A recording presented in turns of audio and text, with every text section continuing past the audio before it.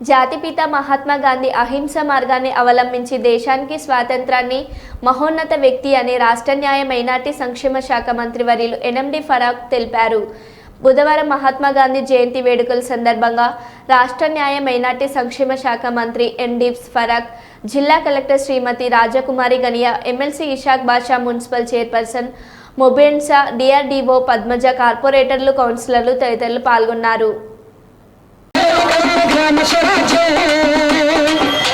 రోజున మహాత్మా గాంధీకి గౌరవ మంత్రివర్యులు, జిల్లా కలెక్టర్ గారు, అలాగే ప్రజాప్రతినిధులు అందరూ కూడా గాంధీజీ గారిని స్మరిస్తూ వారికి పూలమాలాంకృతులు చేస్తారు.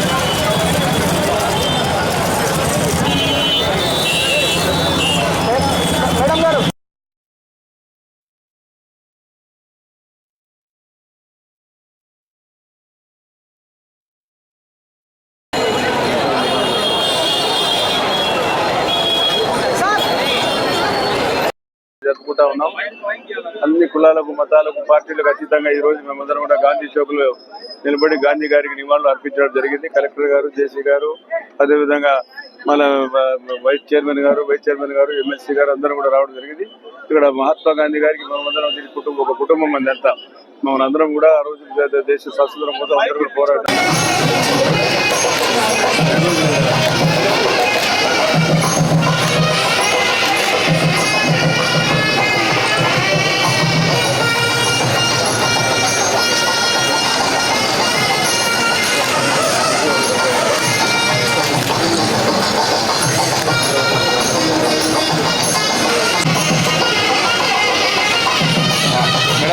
మేడం మీరు జరిగింది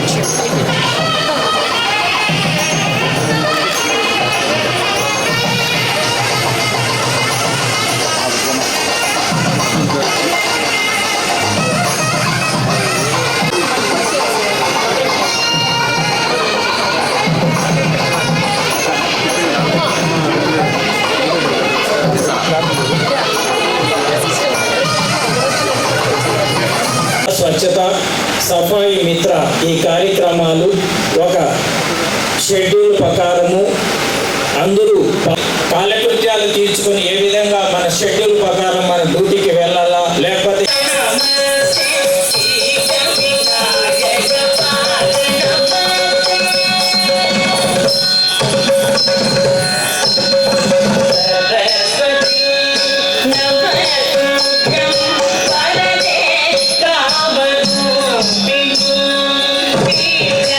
కాకుండా ఎక్కడైతే పడేస్తే దాని వ్యర్థాల వలన మన కలుషితం స్ప్రెడ్ అవుతాయి జరుగుతుంది. దాని విధంగా మన ఆరోగ్యాలు కూడా దెబ్బతింటాయి. కాబట్టి వాసుదేవ గుప్తా గారు, సర్పంచ్ గారు డి కృష్ణవేణి గారు, మహేశ్వర్ రెడ్డి గారు, పాతపాడు బంగాన్పల్లి సర్పంచ్ గారు